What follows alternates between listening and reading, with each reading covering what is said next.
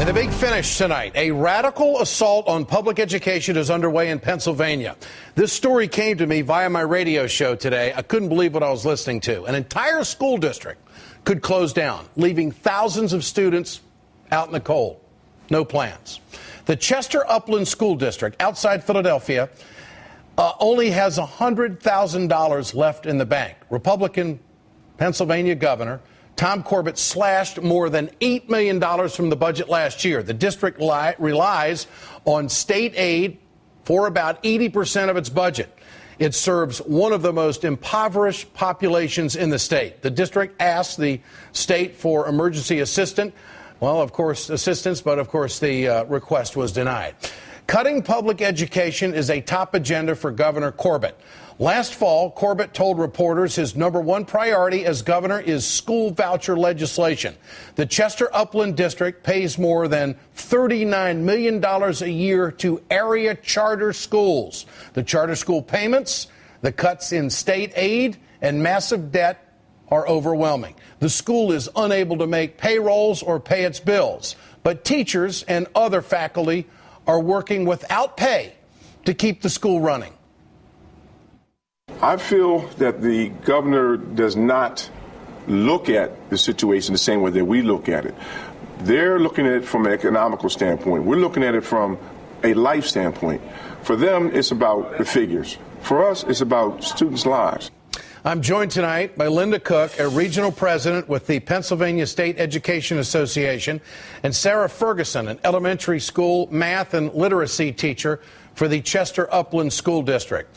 Thanks for both of you being on the program tonight. I can't believe what I'm hearing and what I'm reading and what I listened to today. Linda Cook, how has the governor's charter school agenda affected this district?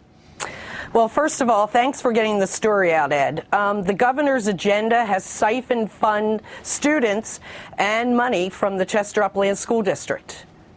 Just taking it right away for charter schools, and what about the public school kids? Well, it's ironic that the school district was not able to pay their charter school bill, so the state is paying the charter schools, but it won't give the school district money. Why not? I believe it's politics, and it's the governor trying to get his agenda across that he got defeated in November. Sarah Ferguson, why have you decided to work without pay and also your fellow teachers? Well, what happens or does not happen within classrooms across America determines the course of students' lives, and ultimately it will determine the course of our whole society. We've decided to be there as professionals to instruct our students because this is about more than dollars and cents. This is about the course and the direction that these young people's lives will take. And how long are you willing to do this and your colleagues? What's the conversation? The conversation is that we're in this for the long haul. We're willing to do this as long as we can. We've gotten tremendous support from our surrounding area, from our unions, and we intend to be here just as long as we can. We're in it for the long haul. Linda, what happens if they want to shut down the school district? I mean, could it come to that, or is it up to the teachers to keep this thing going, working for nothing?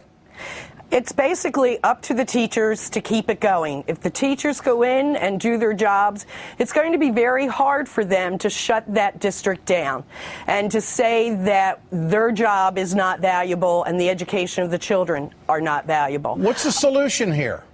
Well, the first thing is that the governor could fund public education. He could stop taking it down. He could stop trying to pass his agenda and look at what's valuable in the state of Pennsylvania. The public in Pennsylvania does not support vouchers, yet he still persists in trying to get legislation across. Sarah Ferguson, you agree with that? Is it a voucher issue? Is that why the district's not getting money to pay you to go into that classroom every day and teach kids? I believe that that's part of it, but our students don't know anything about vouchers. They don't know anything about politics. They don't know anything about mismanaged funds. All they know is that they're coming to school to learn every day, and we intend to be there for them. And Sarah, I have to ask you, do you see your school district and you teachers as pretty much a standard bearer in the fight over public education? I can't believe this story. I cannot believe that there is a school district in America where teachers are not getting paid because the state won't live up to its funding obligation. If we don't put a stop to this right now, it won't stop with us. There are other school districts that are right behind us. In Pennsylvania?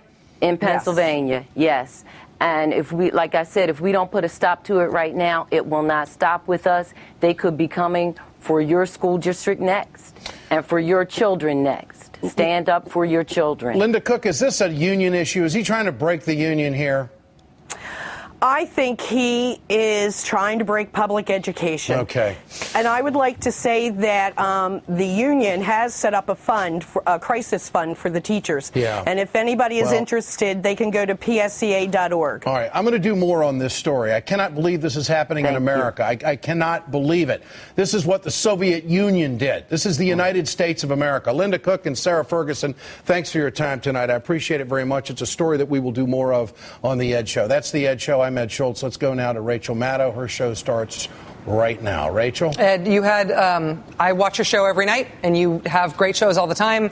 This last segment that you did and your whole show tonight, just out of the park, man. It's really just, you're covering important stuff, and I'm so happy to be on the same network as you. I got this call today from this lady on the radio, and she told me that the teachers are working for nothing, and I said, what country? She said, well, it's right here in Pennsylvania. I don't know. As a product of public education, I think this is just absolutely the abomination of this country to allow something like that to happen. Rachel, thank you. I hear you, man. Thank you.